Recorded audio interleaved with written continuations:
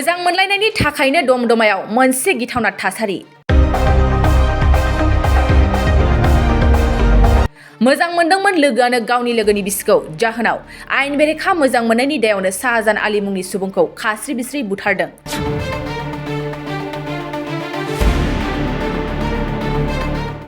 जायगानि सुबुङा फोरमायनाय बादिब्ला दमदमानि सादेर आलीनि फिसाज्ला शाहजान आलीया मफिज आलीनि बिसिजों सिरै मोजां मोनलायदोंमोन।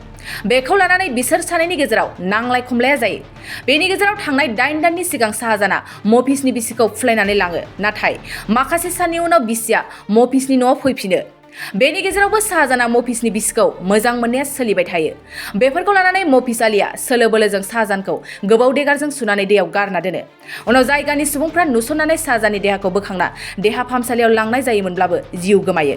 फारसेथिं जाथायनि उनाव दायनिगिरि मफिज आलीया दमदमा पुलिस चौकियाव गावखौ गथायना लायो।